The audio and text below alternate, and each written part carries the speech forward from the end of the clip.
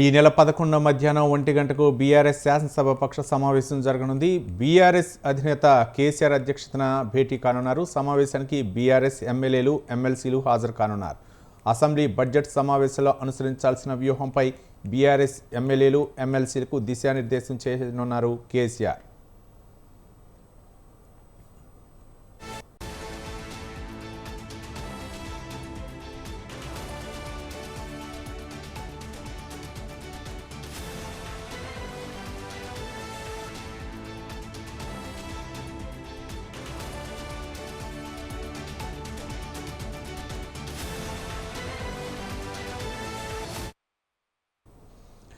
ఈ నెల 11 మధ్యాహ్నం 1 గంటకు బీఆర్ఎస్ శాసనసభ పక్ష సమావేశం జరగనుంది. బీఆర్ఎస్ అధినేత కేసీఆర్ అధ్యక్షతన ఈ సమావేశం జరగనుంది. సమావేశానికి బీఆర్ఎస్ ఎమ్మెల్యేలు, ఎమ్మెల్సీలు హాజరు కానున్నారు.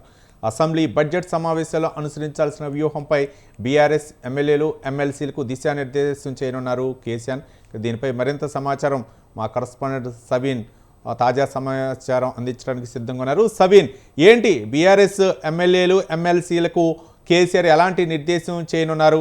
మరోపక్క బడ్జెట్ సమావేశాల్లో అనుసరించాల్సినటువంటి వ్యూహంపై కేసీఆర్ ఏ విధంగా మార్గనిర్దేశం చేయనున్నారు? ఈ నెల 11వ తేదీన అంటే మంగళవారం మధ్యాహ్నం 1 గంటకు బీఆర్ఎస్ పార్టీ శాసనసభ పక్ష సమావేశం తెలంగాణ భవన్లో జరగబోతోంది. బీఆర్ఎస్ పార్టీ అధినేత, ప్రధాన ప్రతిపక్ష నేత కేసీఆర్ అధ్యక్షతన ఈ సమావేశం జరగబోతోంది. బీఆర్ఎస్ పార్టీకి సంబంధించిన ఎమ్మెల్యేలు, ఎమ్మెల్సీలు ఈ సమావేశానికి హాజరు కాబోతున్నారు. ముఖ్యంగా ఈ నెల 12వ తేదీ నుంచి తెలంగాణ అసెంబ్లీ బడ్జెట్ సమావేశాలు ప్రారంభం కాబోతున్నాయి. సమావేశాల మొదటి రోజు, ప్రారంభం రోజునే గవర్నర్ ప్రసంగం ఉండబోతోంది. ఆ తర్వాత గవర్నర్ ప్రసంగంపై ధన్యవాద తీర్మానం చర్చ ఉంటుంది. ఇక ఆ తర్వాత రాష్ట్ర ప్రభుత్వం తరపున ఆర్థిక శాఖ మంత్రి బడ్జెట్ను ప్రవేశపెట్టబోతున్నారు. ఈసారి బడ్జెట్ సమావేశాల్లో బీఆర్ఎస్ పార్టీ ఎట్లాంటి వ్యూహం అనుసరించాలి అనే దానిపైన బీఆర్ఎస్ పార్టీ ఎమ్మెల్యేలకు, ఎమ్మెల్సీలకు అటు అసెంబ్లీలో, మరోవైపు మండలిలో బీఆర్ఎస్ పార్టీ ఎట్లాంటి వ్యూహాన్ని అనుసరించాలి, బడ్జెట్ సమావేశాల సందర్భంగా అధికార పార్టీని ఏ విధంగా కార్నర్ చేయాలి అనే అంశంపై బీఆర్ఎస్ పార్టీ ఎమ్మెల్యేలు, ఎమ్మెల్సీలకు కేసీఆర్ దిశానిర్దేశం చేయబోతున్నారు.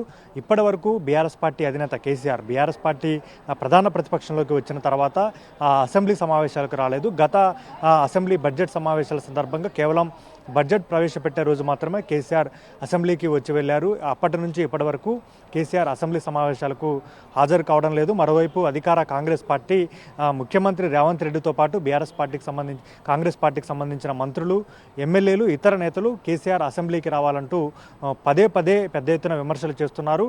ఇక రేవంత్ రెడ్డి అయితే అనేక బహిరంగ సభల్లో బహిరంగంగానే కేసీఆర్కు సవాల్ చేసి అసెంబ్లీకి రావాలి, ప్రధాన ప్రతిపక్ష నేతగా సలహాలు, సూచనలు ఇవ్వాలంటూ రేవంత్ రెడ్డి కేసీఆర్ టార్గెట్గా విమర్శలు చేశారు. అయినప్పటికీ కేసీఆర్ ఏ అంశాలను పట్టించుకోకుండా కేవలం ఎర్రవల్లి ఫామ్ హౌస్ నుంచే రాజకీయాలను పరిశీలిస్తున్నారు. కాంగ్రెస్ పార్టీ అధికారంలోకి వచ్చిన తర్వాత ఇప్పటివరకు జరిగిన అసెంబ్లీ సమావేశాలను హరీష్ రావు, కేటీఆర్ ఇద్దరు నేతలు లీడ్ చేస్తూ వచ్చారు. ఇప్పుడు ఈసారి కాంగ్రెస్ పార్టీ అధికారంలోకి వచ్చి సంవత్సరన్నర కాలం పూర్తయింది. ఇప్పటికే రాష్ట్ర ప్రభుత్వం పూర్తిగా కాంగ్రెస్ ప్రభుత్వం అన్ని రంగాల్లో విఫలమైంది. అడ్మినిస్ట్రేషన్లో విఫలమవడంతో పాటు రాష్ట్ర ఆర్థిక పరిస్థితి పూర్తిగా కుదేలైందంటూ బీఆర్ఎస్ పార్టీ విమర్శలు చేస్తోంది. ముఖ్యంగా రాష్ట్రంలో రియల్ ఎస్టేట్ రంగం పడిపోయింది, రిజిస్ట్రేషన్లు తగ్గాయి, రాష్ట్ర ఆదాయం తగ్గింది. బీఆర్ఎస్ పార్టీ 10 ఏళ్ల పరిపాలన కాలంలో ప్రతి సంవత్సరం 15,000 కోట్ల ఆదాయం పెంచుకుంటూ వెళ్ళాము. కానీ కాంగ్రెస్ అధికారంలోకి వచ్చిన తర్వాత ఆదాయం పూర్తిగా గణనీయంగా తగ్గిపోయింది. బడ్జెట్లో పెట్టినటువంటి అంచనాలను కూడా కాంగ్రెస్ ప్రభుత్వం అందుకోలేదనేది బీఆర్ఎస్ పార్టీ ప్రధానంగా చేస్తున్న ఆరోపణ. వీటన్నిటి అంశాలపై ఈ నెల 12వ తేదీ నుంచి జరిగే అసెంబ్లీ బడ్జెట్ సమావేశాల్లో బీఆర్ఎస్ పార్టీ తరపున బీఆర్ఎస్ ఎట్లాంటి వ్యూహాలు అనుసరించాలి, ముఖ్యంగా బడ్జెట్ సమావేశాల్లో ప్రభుత్వం గతంలో ప్రవేశపెట్టిన బడ్జెట్కు సంబంధించి ఎన్ని లక్షల కోట్లు బడ్జెట్ ప్రవేశపెట్టింది, ఏ రంగాలకు బడ్జెట్లో ప్రాధాన్యత ఇచ్చారు, అంచనాలకు తగ్గట్లుగా ప్రభుత్వం నిధులను ఖర్చు చేసిందా లేదా అనే అంశాలతో పాటు ఇప్పుడు ప్రవేశపెట్టబోయే బడ్జెట్ ఏ విధంగా ఉండబోతోంది, ఏ రంగాలకు ప్రభుత్వం ప్రాధాన్యత ఇవ్వబోతోంది, ముఖ్యంగా రాష్ట్ర ప్రభుత్వం అంటే బీఆర్ఎస్ ప్రభుత్వంలో చేసినటువంటి అప్పులకే వడ్డీ కడుతున్నామంటూ ప్రభుత్వం ఆరోపిస్తుంది. 6,500 కోట్లు నెలకు వడ్డీ కడుతున్నామంటూ కాంగ్రెస్ ప్రభుత్వం చెప్తుండగా కేవలం 2,500 కోట్లు కడుతున్నట్టే కాగ్ నివేదిక స్పష్టం చేసిందనేది బీఆర్ఎస్ పార్టీ చెప్తున్న పరిస్థితి మనకు కనపడుతుంది. ఈ నేపథ్యంలో ఈ నెల 12వ తేదీ తేదీ నుంచి జరగబోయే అసెంబ్లీ బడ్జెట్ సమావేశాల్లో బీఆర్ఎస్ వైఖరి ఏ విధంగా ఉండాలి అనే దానిపైన ఎమ్మెల్యేలు ఎమ్మెల్సీలకు కేసీఆర్ దిశానిర్దేశం చేయబోతున్నారు. ఇక బీఆర్ఎస్ పార్టీ అధినేత కేసీఆర్ ఈసారి అసెంబ్లీ బడ్జెట్ సమావేశాలకు హాజరవుతున్నట్లుగా ఇటీవల జరిగిన బీఆర్ఎస్ పార్టీ ముఖ్య నేతల సమావేశంలో స్పష్టం చేశారు. అందుకు తగ్గట్లుగా గవర్నర్ ప్రసంగం రోజుతో పాటు అసెంబ్లీ బడ్జెట్ ఆర్థిక మంత్రి బడ్జెట్ ప్రవేశపెట్టే రోజున మాత్రమే కేసీఆర్ అసెంబ్లీకి హాజరవుతారా, లేకపోతే అసెంబ్లీ సమావేశాలు ఎన్ని రోజులు జరుగుతాయి అన్ని రోజులు హాజరయ్యి కేసీఆర్ ప్రధాన ప్రతిపక్ష నేతగా ఎన్నికైన తర్వాత మొదటిసారి అపోజిషన్ లీడర్గా తన వాయిస్ అసెంబ్లీలో వినిపిస్తారా లేదా అనేది ఇక్కడ ప్రధాన అంశంగా రాజకీయ వర్గాల్లో ఉత్కంఠగా మారిందని చెప్పుకోవచ్చు. అధికార కాంగ్రెస్ పార్టీ మాత్రం కేసీఆర్ను కార్నర్ చేసేందుకు, ముఖ్యంగా ప్రధాన ప్రతిపక్ష నేతగా కేసీఆర్ను ఇరుకున పెట్టేందుకు మొదటి నుంచి కేసీఆర్ అసెంబ్లీకి రావాలంటూ డిమాండ్ చేస్తూ వస్తుంది. అందుకు తగ్గట్లుగా ఇప్పటివరకు అసెంబ్లీకి రాని కేసీఆర్ ఈసారి మాత్రం అసెంబ్లీ బడ్జెట్ సమావేశాలకు హాజరైతే అసెంబ్లీలో ప్రసంగం చేస్తారా లేదా అనేది ఇక్కడ ప్రధాన అంశంగా మారిందని చెప్పుకోవచ్చు. అందులో భాగంగానే ఈ నెల 11వ తేదీన మంగళవారం మధ్యాహ్నం 1 గంటకు తెలంగాణ భవన్లో బీఆర్ఎస్ ఎల్పీ సమావేశం జరగబోతోంది. దీనికి సంబంధించి బీఆర్ఎస్ పార్టీకి సంబంధించిన 28 మంది ఎమ్మెల్యేలతో పాటు ఎమ్మెల్సీలందరికీ బీఆర్ఎస్ పార్టీ ఆహ్వానాలు పంపబోతోంది. అసెంబ్లీ మండలిలో అసెంబ్లీ బడ్జెట్ సమావేశాల్లో బీఆర్ఎస్ పార్టీ ఏ విధంగా వ్యవహరించాలి, అధికార కాంగ్రెస్ పార్టీని ఏ విధంగా టార్గెట్ చేయాలనే అంశాలపై బీఆర్ఎస్ పార్టీ అధినేత ప్రధాన ప్రతిపక్ష నేత కేసీఆర్ ఎమ్మెల్యేలు ఎమ్మెల్సీలకు వివరించబోతున్నారు.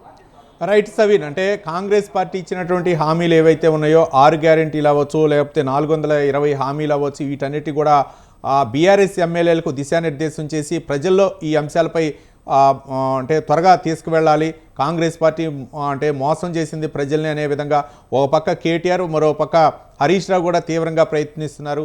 ఈ నేపథ్యంలో మిగిలినటువంటి ఎమ్మెల్యేలకు కూడా కాంగ్రెస్ ఓట్ల దండుకొని అలాగే ఎన్నికల్లో విజయం సాధించింది కాబట్టి, ప్రజల్ని మోసం చేసి వచ్చింది కాబట్టి ఈ అంశాలను కూడా అసెంబ్లీ సాక్షిగా ఎండగట్టాలనేటటువంటి వ్యూహం ఏమన్నా బీఆర్ఎస్లో ఉందనుకోవచ్చా?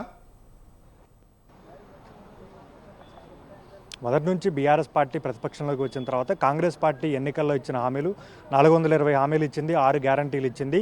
ముఖ్యంగా అసెంబ్లీ మొదటి సమావేశాల్లోనే 6 గ్యారంటీలకు చట్టబద్ధత కల్పిస్తామంటూ కాంగ్రెస్ ప్రభుత్వం హామీ ఇచ్చింది. ఇప్పటివరకు 6 గ్యారంటీలకు చట్టబద్ధత కల్పించలేదు. మరోవైపు 420 హామీలు అమలు చేయడానికి బడ్జెట్లో నిధులు కేటాయించాలనేది బీఆర్ఎస్ పార్టీ మొదటి నుంచి చేస్తున్న డిమాండ్.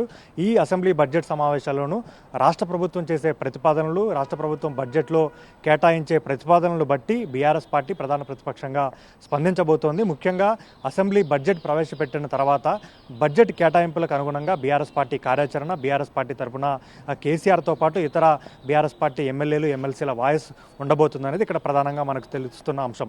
ముఖ్యంగా బడ్జెట్ ఈసారి ఎన్ని లక్షల కోట్ల అంచనా మేరకు ఉంటుంది? గతంలో 2,90,000 కోట్లు కాంగ్రెస్ ప్రభుత్వం బడ్జెట్లో కేటాయించింది. ఈసారి 3 లక్షల కోట్లు బడ్జెట్ ఉంటుందనేది అంచనాగా ఉంది. ఈ బడ్జెట్లో కేటాయింపులు ఏ రంగాలకు ఏ విధంగా ఉంటుంది, కాంగ్రెస్ పార్టీ ఎన్నికల్లో ఇచ్చినటువంటి హామీలకు ఎన్ని కోట్లు బడ్జెట్లో కేటాయిస్తారు, వీటన్నిటి అంశాలను బట్టే బీఆర్ఎస్ పార్టీ స్పందించబోతోంది, ముఖ్యంగా ప్రజల్లోకి తీసుకెళ్లబోతోంది. దీంతో ఈసారి బడ్జెట్ కేటాయింపులు, అదేవిధంగా బడ్జెట్లో బీఆర్ఎస్ పార్టీ అనుసరించాల్సిన వ్యూహంపైనే బీఆర్ఎస్ పార్టీ కార్యాచరణ ఉండబోతోంది. బడ్జెట్ ప్రవేశపెట్టిన తర్వాత బీఆర్ఎస్ పార్టీ యాక్షన్ ప్లాన్ ఉండబోతుంది అనేది మనం చెప్పుకోవచ్చు. Right, thank you Saveen.